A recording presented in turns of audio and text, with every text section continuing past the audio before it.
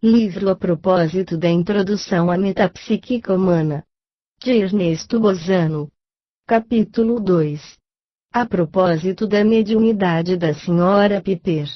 Passando às experiências feitas com a Sra. Piper, o nosso autor de muito reduz a sua tarefa.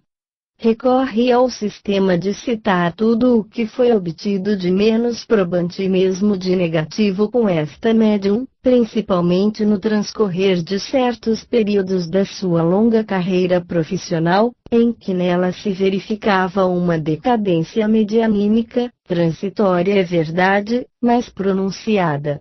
Nesses momentos, ela não mantinha o seu papel de médium, na verdadeira acepção do termo, tornava-se antes um paciente sonambúlico, sugestionado em determinada direção ou podendo sê-lo à vontade dos experimentadores, mormente quando estes eram pretensos homens de ciência, mas de tal modo incapazes que, longe de se conservarem passivos, a fim de não provocarem interferências desta natureza, intencionalmente sugestionavam a médium em transe, por meio de insidiosas interrogações.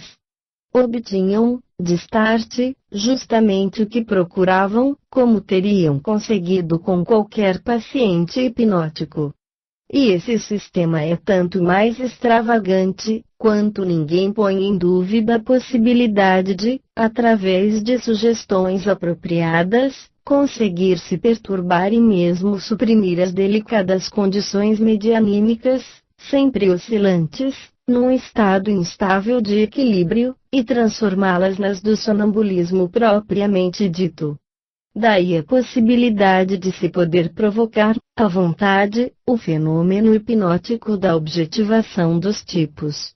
Ora, de uma feita, aconteceu que a Sra. Piper, insidiosamente sugestionada no sentido da objetivação de um tipo, o personificou, como fazem os pacientes hipnóticos, enquanto pretenso espírito guia da médium parecia levar a sério a personificação sugerida, compreende-se, entretanto, que o pretenso guia não era mais do que a personificação subconsciente que, por um efeito autossugestivo, havia tomado o nome de um espírito guia autêntico. Como de prever em tais circunstâncias, nenhuma prova de conhecimentos supranormais de outra natureza foi obtida. Deveria o fato bastar ao experimentador para que ele compreendesse a diferença existente entre um caso de objetivação de um tipo e a manifestação de uma personalidade autêntica espírita. Mas o pseudo-sábio não estava à altura para poder discernir, pelo contrário, serviu-se triunfante da sua admirável descoberta, para os fins que tinha em vista. E esta se reduzia, evidentemente, a uma verdade elementar, dado ninguém jamais haver contestado que, em determinadas circunstâncias, um médium em transe possa ser transformado em paciente sonambúlico. Se nos quisermos lembrar que o professor Islop demonstrou, em polêmica memorável, como esses fatos devem ser interpretados, chegando a conclusões decisivas, veremos que existe, de sobra, motivo para desânimo ao constatar que, ainda hoje, haja quem persevere em ressuscitar essas experiências tolas e deploráveis, como se Islop não as houvesse, para sempre, marcado com o ferrete da inanidade. Enfim, por mais que desta última observação ressalte o esforço ingente de tentar fazer-se ouvir por aqueles que fecham propositadamente os ouvidos, eu venho aqui demonstrar, firmando-me nos fatos, que série inumerável de casos de identificação de espíritos de mortos foi conseguida com a medianimidade da Sra. Piper. Esses casos permanecem, de modo absoluto, inexplicáveis pela teoria da prosopopese e metagnomia, teoria que longe está de ser nova, pois sob a capa de todos esses neologismos se encontram apenas as antigas hipóteses das personificações sonambúlicas e da clarividência telepática. A hipótese mesmo da criptestesia, ou seja, telepatia, aí a descobriremos. Empreendendo a tarefa que aqui me incumbe, devo lembrar a máxima, cientificamente sem possibilidade de apelo, de Sir William Crookes, segundo a qual o valor teórico de 100 experiências negativas fica literalmente anulado por uma só experiência positiva bem observada. Vou começar por um exemplo que Sudri transcreve no seu livro, embora o faça de modo abreviado, a ponto de lhe tirar todo o valor teórico. George Pelion, incorporado na Sra. Piper, reconhece os seus amigos, dentre as pessoas que lhe são apresentadas, lhes dirige palavras, como teria feito quando vivo. É verdade que a prova fracassa quando chega a vez da senhorita Larner, que conhecer a menina, mas os esforços que faz para se recordar o lançam sobre a pista de novas provas de identidade. O episódio acima parece relatado com fidelidade, mas se tivermos em conta o ponto de vista anti-espírita do autor, veremos que foi resumido com grande habilidade. Como está, aqueles que desconhecem o texto não podem imaginar que o incidente negativo, ocorrido com a senhorita Larner, contém a prova positiva de que as hipóteses combinadas da prosopopese e metagnomia são impotentes para explicar o caso da identificação de George Pelion. Vamos, por isso, reproduzir o incidente em apreço, relatando integralmente a parte que se prende ao caso. Como se sabe, a personalidade medianímica de George Pelion foram apresentados, cada um de per si, 30 dos seus antigos amigos, que foram imediatamente por ela reconhecidos, sem que uma só pessoa haja sido com eles confundida. E não só Pelion chamou cada um desses pelos próprios nomes, mas ainda a todos dirigiu a palavra, em tons diferentes, como fazia em vida. Nós não falamos, aqui na Terra, do mesmo modo com todos os nossos amigos, o caráter da nossa conversa varia de acordo com a categoria das pessoas, com a sua idade, com a intimidade que com elas temos e com a estima ou afeição que a cada uma nos prende. Chega, enfim, a vez da senhorita Larner, moça que Pelion conhecera pequenina, quando contava apenas 8 anos. Pelion não a reconheceu, perguntando ao Dr. Hodgson quem podia ela ser. Hodgson respondeu que a mãe da moça era a amiga da Sra. Howard, que Pelion havia, com alguma familiaridade, conhecido. Reproduz o diálogo que, em seguida, se travou entre Pelion e a senhorita Larner. George Pelion. Não creio ter-vos conhecido muito. Senhorita Larner. Muito pouco, com efeito, vinhais algumas vezes visitar mamãe. George Pelion. Devo, portanto, também ter-vos visto. Senhorita Larner. Sim, algumas vezes. Vinhais acompanhado do Sr. Rogers. George Pelion. Interessante. Noutro dia, quando pela primeira vez vos notei a presença, pensei, não sei porquê, em Rogers. Senhorita Larner. Compreendo, mas não falastes. George Pelion. Não obstante isto, não chego a reconhecer-vos e desejava muito reconhecer todos os meus amigos, o que consegui até agora.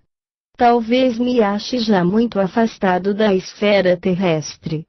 Em suma, não me posso recordar da vossa fisionomia. Deveis estar muito mudada, não é? Nesse momento interveio o Dr. Hodgson. Vejamos, não te lembras, por acaso, da Sra. Larner? A mão da médium traduziu uma forte excitação. George Pelion.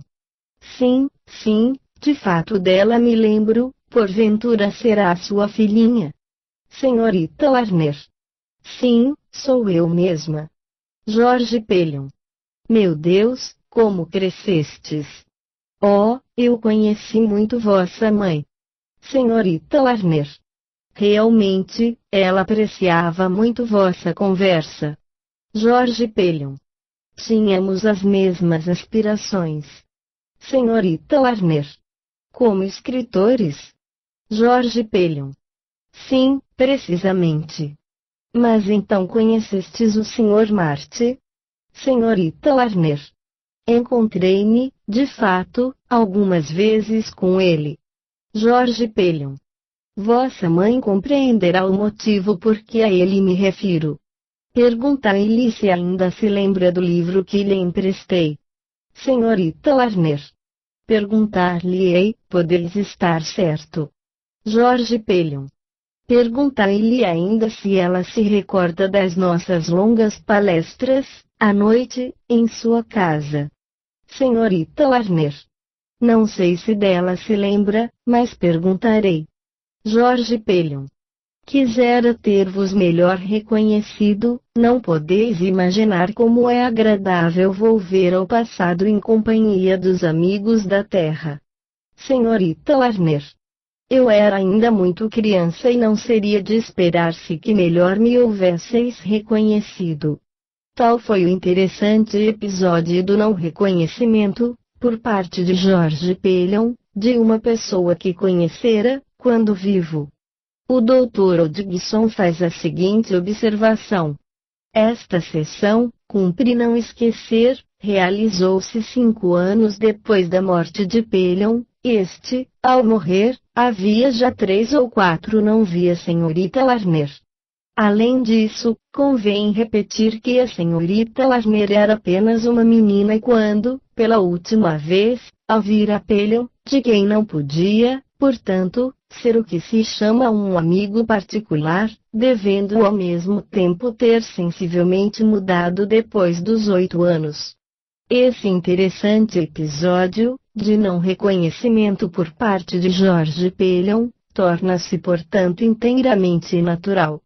O fato, porém, de estar eu perfeitamente informado do nome e do prenome da senhorita Warner e de sabê-la conhecida de Pelion, dá, ao do não reconhecimento, valor do melhor argumento possível, em favor da tese da existência independente de Jorge Pelion, visto contrapor-se à hipótese de uma personalidade secundária, dependente, para suas informações, da consciência e da subconsciência de pessoas vivas. A ninguém escapará que as considerações do Dr. Hodgson encerram, implicitamente, a refutação da hipótese da prosopopese metagnomia, hipótese que é apenas a reprodução, sob denominação nova, das antigas hipóteses a que Hodgson se refere na sua crítica. Repito, portanto, que, se tratasse de uma personificação subconsciente, assistida pelas faculdades clarividentes da médium, a personalidade de que se trata poderia ter colhido das subconsciências dos assistentes as informações necessárias para uma mistificação, ou, por outra, deveria ter reconhecido imediatamente, na moça que tinha diante de si, a meninazinha que Pelion havia conhecido, quando vivo. Por que não o conseguiu, quando possível lhe foi fazê-lo em relação a todos os demais amigos? Que consequências teóricas daí se devem tirar?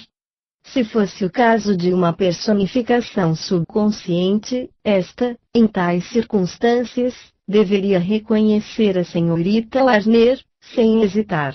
Se, pelo contrário, se tratasse da presença real do espírito de Jorge Pelion, este não a deveria reconhecer, dado que ele só a havia visto algumas vezes na primeira infância, sendo ela agora uma mulher. Em outros termos, no caso da interpretação espírita dos fatos, observa-se uma concordância admirável entre o que se devia passar e o que, de fato, se passou, enquanto que na hipótese oposta se verifica uma discordância desastrosa, que se manifesta justo no momento crítico da corroboração experimental da hipótese em apreço. Somos, portanto, obrigados a optar pela hipótese que explica realmente os fatos e que não pode ser senão a espírita, pois outra não existe, nem pode existir, capaz de explicar casos análogos. Ora, os casos dessa natureza se contam por centenas nas experiências com a Sra. Piper. Ainda assim, como a fertilidade sofística dos nossos antagonistas não conhece limites, não deixaria de ser útil precatar-nos, desde já, imaginando as objeções de que poderiam lançar mão.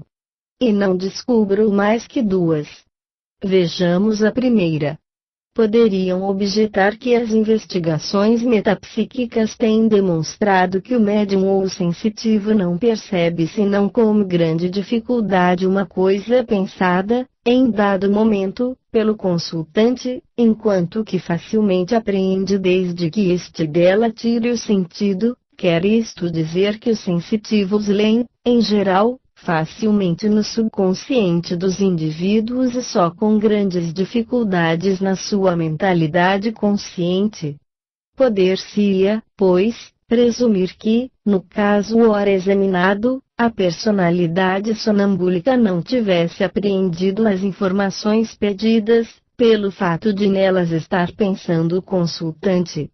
A esta objeção especiosa respondo, que, se assim fosse, não haveria como explicar os 30 casos dos amigos, precedentemente reconhecidos, não obstante ter cada um deles em mente seus próprios nomes, prenomes, parentela e qualidades, exatamente como se dava com a senhorita Warner e com o Dr. Hodgson. A objeção assim formulada não se mantém de pé, tem contra si os fatos, que a deitam por terra. Abordando a segunda das duas objeções presumíveis, percebo bem que poderiam lembrar que, se a metagnomia, ou seja, conhecimento de fenômenos não perceptíveis pelos sentidos normais, existe, ninguém afirma deva ela exercer-se permanentemente, donde a possibilidade de não haver ela funcionado no caso em litígio. Que seja. Admitamo-lo, embora aquele diálogo medianímico contenha coisas outras, que merecem esclarecidas, além do detalhe que nos prende, mas admitamo-lo, por um instante, ao menos para vermos surgir, formidável, a outra ponta do dilema. De fato, se para o caso que agora nos interessa a metagnomia não funcionava, qual a origem dos detalhes verídicos dados, de conta própria, pelo comunicante? Não há fugir.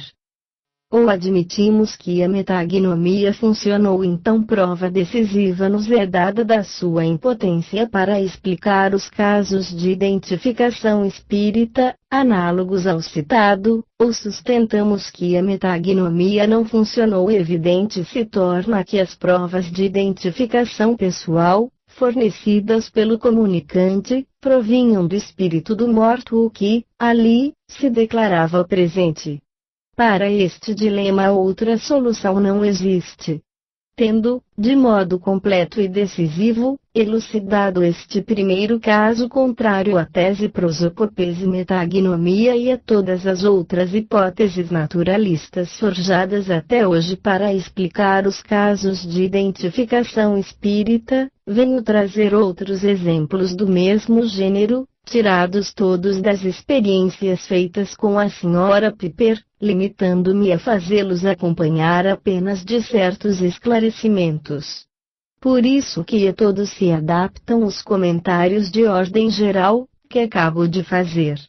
No caso que se segue, a circunstância inconciliável com a hipótese da prosopopese e metagnomia consiste em que a personalidade comunicante se equivoca sobre a significação de uma pergunta ela feita pelo experimentador e responde, citando fatos que, embora exatos e apropriados, não correspondem à pergunta, entretanto, retifica o erro, logo que o percebe. No correr de uma sessão, a que assistia o professor James Slope, manifestou-se uma entidade que dizia ser Carruthers, tio do professor. Pergunta-lhe este: poderás algo dizer-me sobre um passeio de carro que ambos fizemos, pouco tempo depois da morte de meu pai? Lembras-te, James, da epígrafe colocada? Colocada onde? Sobre o túmulo. Sim, meu tio, mas sobre que túmulo? Sobre o túmulo de teu pai. Sim, lembro-me perfeitamente. É a esse passeio de carro que te queres referir? Não. Aludes, então, à visita que juntos fizemos a Nani? Também não. Dize-nos o que se passou conosco durante um passeio. Ah! Julgava que aludias ao dia em que colocamos a epígrafe sobre o túmulo. Mas vejo que estamos pensando em duas coisas diferentes. Deixa-me refletir. Queres falar da tarde de um domingo? Sim, meu tio, é isso mesmo. Recordo-me agora, e tu? Lembras-te do acidente? Esta palavra está em lugar de ruptura, assim explicou o espírito guia rector, que, como se sabe, prestava-me a servir de intermediário, com o fim de facilitar as comunicações. Ruptura está muito bem, continua. Espera um pouco, James, eu disse que tinha havido uma ruptura e eu a liguei com a.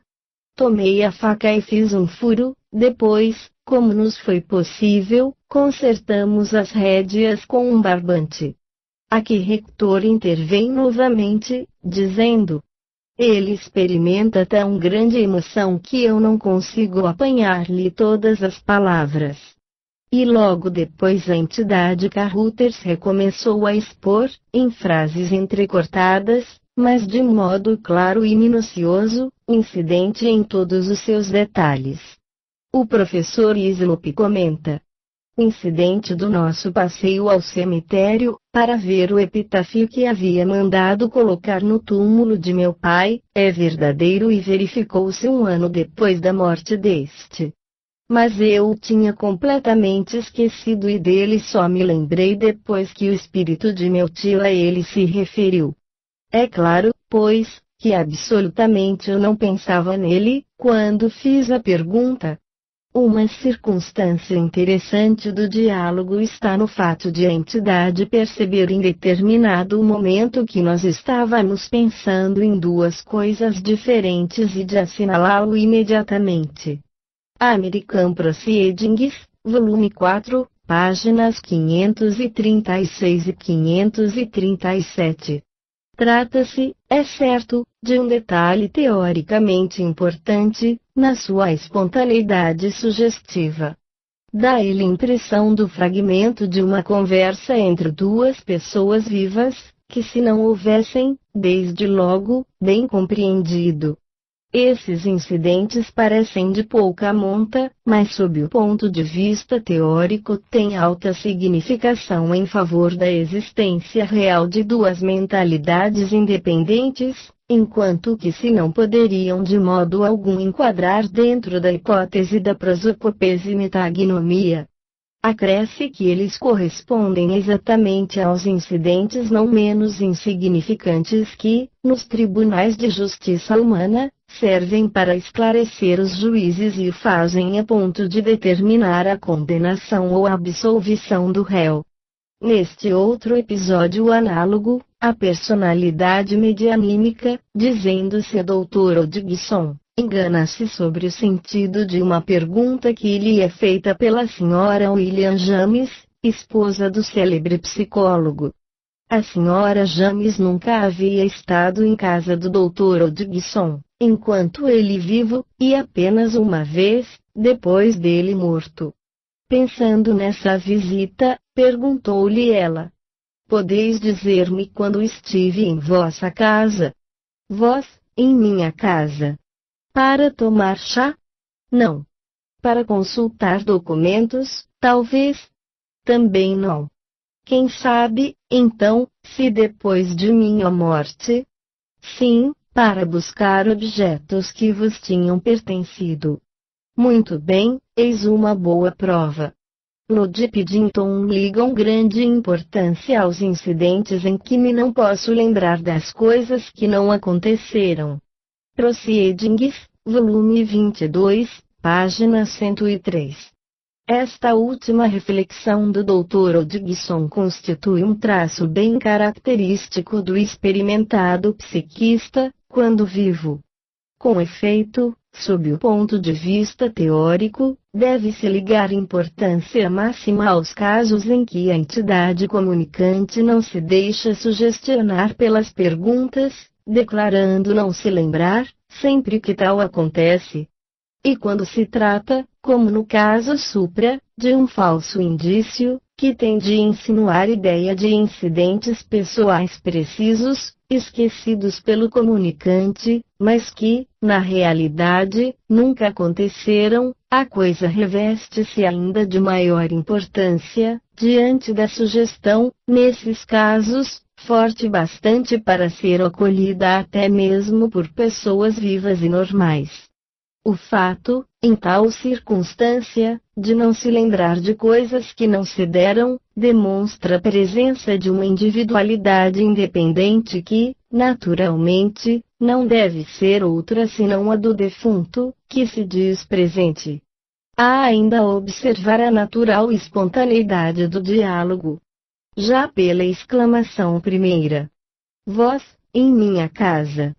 Hodgson mostra claramente não se recordar que a senhora James tenha ido vê-lo, já porque, não confiando demasiadamente na sua memória de espírito comunicante, ele continua a questionar com certa perplexidade, como teria feito, com a maior simplicidade, qualquer mortal. Sob o nosso ponto de vista, é evidente que, se tratasse de prosopopese e metagnomia, a personalidade, neste caso mistificadora, teria imediatamente discernido a intenção da senhora James, ao invés de procurar alcançá-la por meio do critério eliminatório. Seguem-se dois incidentes análogos interessantes que, pela preocupação de ser breve, exporei, aproveitando-me do excelente resumo feito por M. Sage, no trabalho por ele consagrado às experiências da Sra. Piper. Quando vivia no estado de Ohio, o Sr. Robert Hislop, pai do professor Hislop, tinha por vizinho um certo Samuel Cooper. Os cães deste último mataram, certo dia, alguns carneiros de Robert Hislop, o que provocou, entre ambos, uma desavença, que durou anos. Numa sessão, onde se manifestava uma entidade que dizia ser a de Robert Hislop, o Dr. Hodgson, que substituía o professor Hislop, fez àquele uma pergunta, que este último lhe havia enviado por escrito, pretendendo, por ela, chamar a atenção do pai sobre os incidentes da sua vida no Ohio.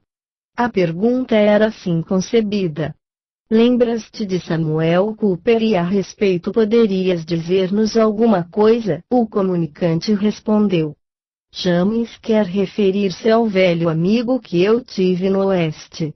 Recordo-me perfeitamente das visitas que mutuamente nos fazíamos, e das longas palestras em que nos entretínhamos sobre assuntos filosóficos. Em outra sessão, onde o Dr. Hodgson ainda estava só, ele voltou ao assunto. Eu tive um amigo chamado Cooper, cujo espírito apresentava uma feição muito filosófica, nutria por ele um grande respeito. Tivemos ensejo de muitas vezes, como amigos, discutir, trocamos mesmo muitas cartas, algumas das quais guardei, que talvez possam ser ainda encontradas. Em outro dia, estando então presente o professor Hislop, o comunicante disse ainda: procurei lembrar-me da escola de Cooper. E no dia imediato, mais uma vez tornou: tu me perguntaste, James, o que eu sabia de Cooper. Pensaste, por acaso, que ele tivesse deixado de ser meu amigo? Havia guardado algumas das suas cartas, que julgava estivessem contigo. Em tudo isso o professor Hislop não achava sinal qualquer de Samuel Cooper.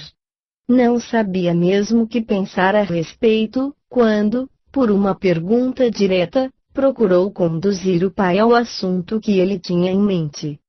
Queria saber, disse ele, se te lembras dos cães que mataram os nossos carneiros. Oh, lembro-me perfeitamente, mas me havia esquecido. Foi a causa da desavença entre Samuel Cooper e eu. Mas eu não pensei nele, desde logo, porque não era dos meus parentes nem dos meus amigos. Se eu tivesse compreendido que era dele que querias falar, teria feito um esforço para me recordar. Ele está aqui, mas eu o distingo apenas vagamente. Este episódio é interessante. Tudo que Robert Hislop havia dito até então relativamente a Cooper, nada se referia a Samuel, mas a um velho amigo seu, o Dr. Joseph Cooper. Robert Hislop havia tido efetivamente com ele numerosas discussões filosóficas e comumente se correspondiam. O professor Hislop talvez tivesse ouvido pronunciar o nome desse homem, mas ignorava completamente houvesse sido íntimo do seu pai. Foi sua madrasta que lhe forneceu tais pormenores no decorrer das investigações que fez, junto aos seus, com o fim de esclarecer os incidentes das sessões, para ele obscuros. Nota-se que, como nós, os desencarnados são passíveis de se enganarem. Vou passar, agora, ao incidente certamente mais dramático do caso. O professor Hislop, lembrando-se que seu pai dava o nome de catarro à sua última moléstia, enquanto que ele, James Hislop, pensava tratar-se de um câncer da laringe, fez-lhe calculadamente uma pergunta para trazer à baila a palavra catarro.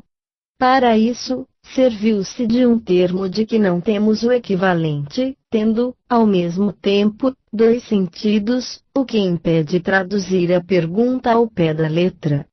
Efetivamente a palavra trouble tanto pode significar aflição física como mal-entendido. Deu isso lugar a um curioso equívoco da parte do comunicante, equívoco que a hipótese da telepatia dificilmente poderá explicar. Este, denotando grande espanto, disse: Eu não me recordo, James, de jamais haver existido, entre nós, qualquer mal-entendido. Se me não falha a memória, tivemos sempre um pelo outro viva simpatia. Não me lembro de nenhum mal-entendido. Dize a que respeito cedeu ele, mas deves estar enganado, deve ter sido, certamente, com outra pessoa. Compreendeste mal, meu pai, quero referir-me à moléstia. Ah! Então bem, isso sim, eu sofria do estômago. Não sofrias, por acaso, de outra coisa? Sim, do estômago, do fígado e da cabeça. Tinha grande dificuldade de respirar, meu coração, James, meu coração me fazia sofrer bastante. Não te recordas com que dificuldade eu respirava? Creio, mesmo, que era o meu coração o que mais me fazia sofrer, o coração e os pulmões. Tinha a impressão de que alguma coisa me constringia o peito e me sufocava, mas, por fim, adormeci. Um pouco depois acrescentou: Sabes que a última coisa de que me lembro foi de te ouvir falar. Foste o último a falar. Recordo-me perfeitamente de haver visto teu rosto, mas estava já demasiado fraco para poder dizer alguma coisa. Este diálogo desconcertou o professor Hislop, que viu baldados todos os esforços no sentido de obter do pai o nome da moléstia, que este julgava ter nos últimos tempos de vida. Só um pouco mais tarde, ao redigir a ata da sessão, foi que notou haver o pai descrito, em termos muito suas últimas horas de vida. O médico havia constatado uma dor no estômago, às 7 horas da manhã. Às 9h30 o bater do coração tornou-se menos sensível, pouco depois, a dificuldade de respirar era enorme e o moribundo expirava. Cerrando-lhe os olhos, o filho, James Hislop, disse: Tudo está acabado. Foi o último a falar. Este incidente parece indicar que a consciência nos moribundos dura muito mais tempo do que, em geral, se pensa. M. Sage, Madame Piper, etc., páginas 201 a 295. É para notar que, neste último caso, além dos episódios onde o comunicante se engana na interpretação das perguntas que lhe são feitas, respondendo de acordo, atitude inexplicável pela hipótese da prosopopese metagnomia, se apresenta, análogo ao precedentemente citado, em que o comunicante não se deixa sugestionar pelas perguntas, levado por estas a supor que se não pode lembrar dos acontecimentos importantes de sua vida. Sente-se tão senhor de si mesmo, que recusa admitir esse esquecimento. Com efeito, o comunicante Robert Slope, tendo-se equivocado sobre a significação de uma palavra e crendo que seu filho fizesse alusão a um mal-entendido ocorrido entre ambos, diz com verdadeira surpresa: não me recordo, James, de jamais haver existido, entre nós, o menor mal-entendido. Se me não falha a memória, sempre tivemos, um pelo outro, a mais viva simpatia. Não me lembro de nenhum mal-entendido. Dize a que respeito cedeu ele, mas deves estar enganado, deve ter sido certamente com outra pessoa. A espontaneidade eloquente dessa linguagem a ninguém deixará de impressionar, assim como a importância teórica de episódios semelhantes, somente explicáveis com o auxílio da hipótese espírita.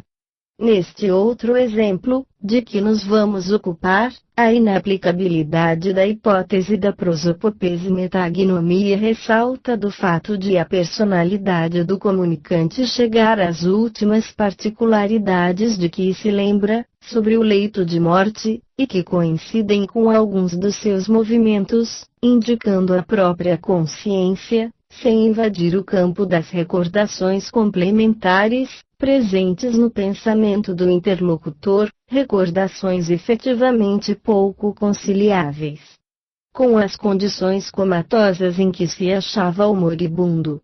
Em uma sessão muito interessante, onde a entidade comunicante era afinada esposa do professor Slope, ela disse, dirigindo-se ao marido: lembras-te da noite que precedeu a minha morte? Estavas assentado comigo, ou antes, perto de mim, mas, a não ser disso, de bem pouco mais me recordo. Lembro-me perfeitamente, Maria. E tu tomaste a minha mão, não foi? Sim, exatamente. E me recordo, ao contrário, de muito pouca coisa. Não tendo sido esta última frase enunciada claramente, Hector explica que ela queria dizer que se lembrava muito pouco do incidente que ele se devia melhor recordar. O professor Slope comenta: minha mulher piorara na manhã de sexta-feira. Havia passado ao estado de inconsciência, dentro do que era possível presumir, na noite de quarta-feira, às 11 horas, e assim permaneceu, ao menos aparentemente, até a morte. Na tarde de quinta-feira, se não me engano, o que não é provável, por haver de tudo tomado nota logo após o falecimento, achando-me à sua cabeceira, tomei-lhe a mão e fiquei surpreendido de constatar que, se eu fazia determinado sinal, ela demonstrava dele ter consciência, de modo evidente. Para não diminuir o valor de ulteriores alusões, da parte dela, e ainda possíveis, sobre esse incidente, abstenho-me de dizer como me conduzi nessa ocasião.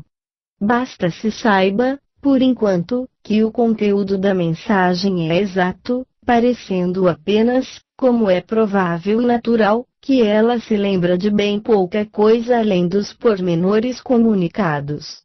Nestas condições, Como poderia a telepatia chegar a circunscrever os limites do estado de coma, em que se achava a suposta comunicante, ao ponto de saber distinguir os detalhes conciliáveis com as condições em que se achava, daqueles que só por mim podiam ter sido apreendidos? Por que não fornecer os outros pormenores complementares? Por que parar tão oportunamente? American Proceedings of TSPR, volume 4, página 545. De fato, se pensarmos que os detalhes complementares estavam presentes no espírito do consultante, nem mais nem menos que os outros observados, não poderíamos compreender o mistério de uma seleção tão sábia da parte da prosopopese e metagnomia. Longa já vai a lista dos exemplos que opus às malfadadas hipóteses aqui combatidas, resumirei, portanto, mais 2 apenas.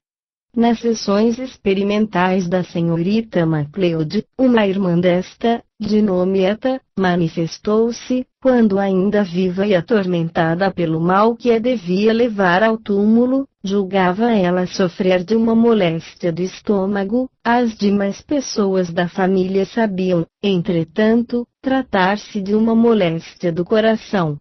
Ora, na mensagem medianímica, ela, entre outras, faz alusão à causa da sua morte, atribuindo a uma moléstia do estômago. Proceedings of TSPR, volume 13, página 351.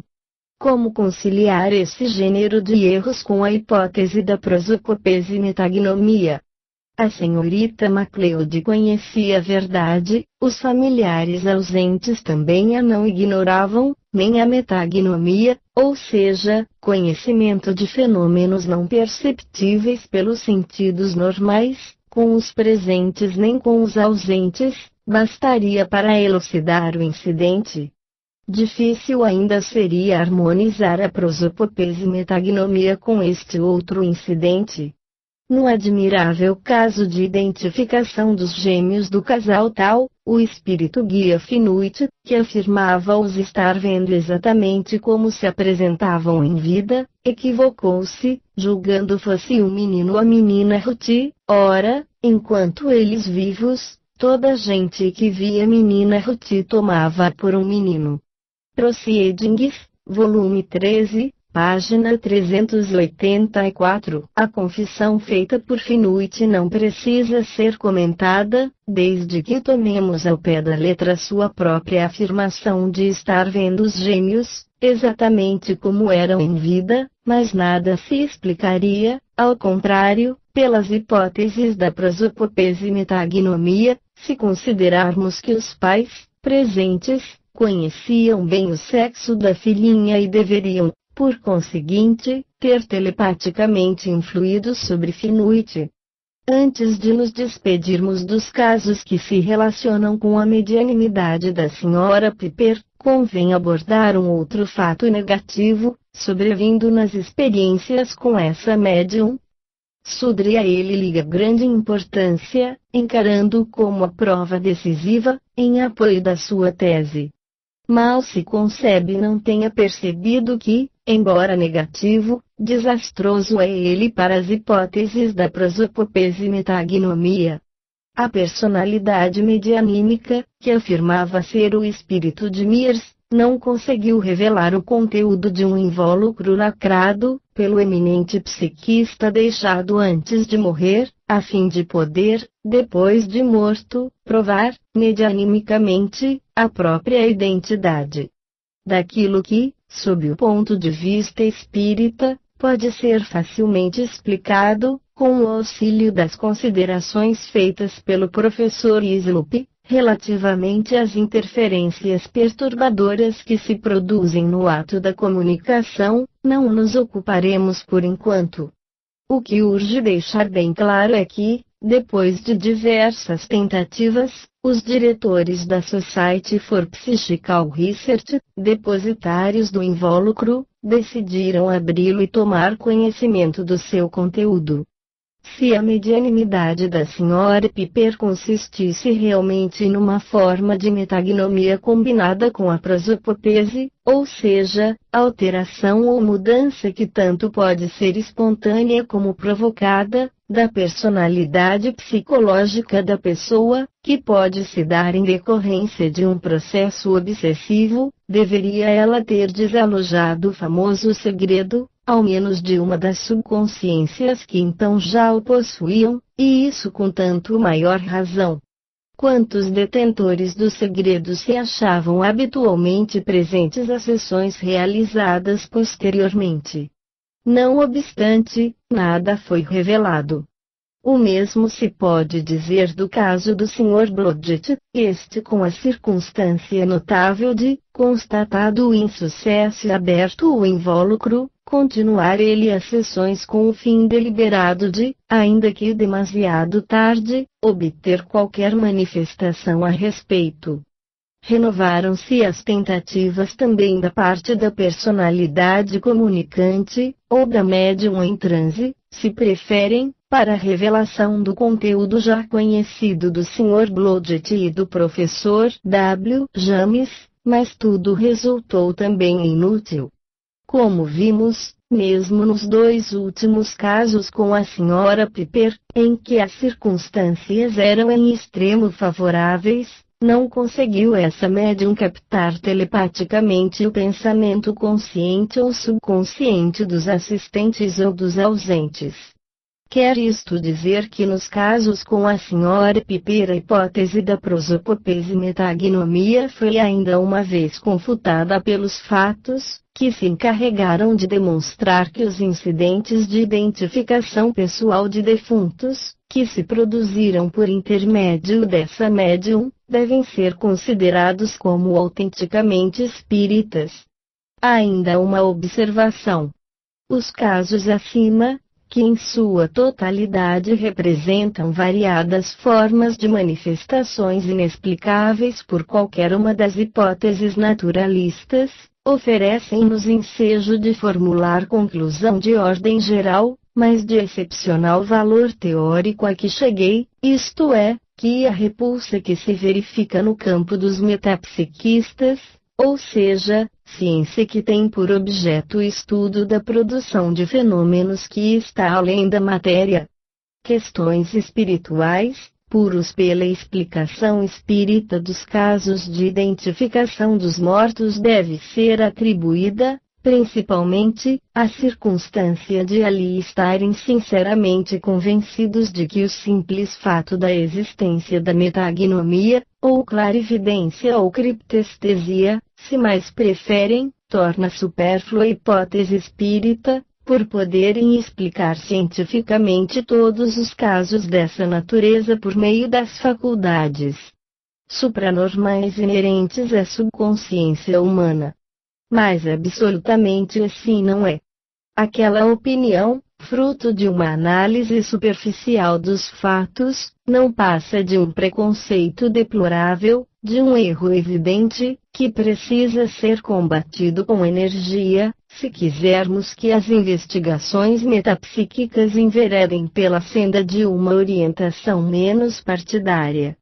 Vimos, com efeito, que em todas as circunstâncias análogas às que tive ocasião de citar, de casos de identificação pessoal de mortos, os mesmos não são absolutamente explicáveis pela metagnomia, ou seja, conhecimento de fenômenos não perceptíveis pelos sentidos normais.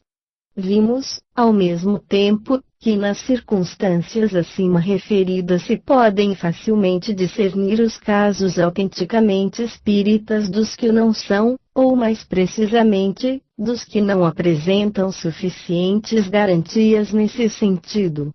Longe, portanto, de concordarmos que graças à prosopopese e metagnomia se conseguem explicar os casos de identificação de mortos, deveremos concluir que todos os casos de identificação de mortos, com episódios análogos aos que por mim foram aqui citados, devem ser considerados autenticamente espíritas, como experimentalmente têm sido demonstrados. Aqueles que sustentam o contrário precisam justificar as suas opiniões, refutando, com argumentos, os argumentos por nós até aqui expostos, e também os que se vão seguir.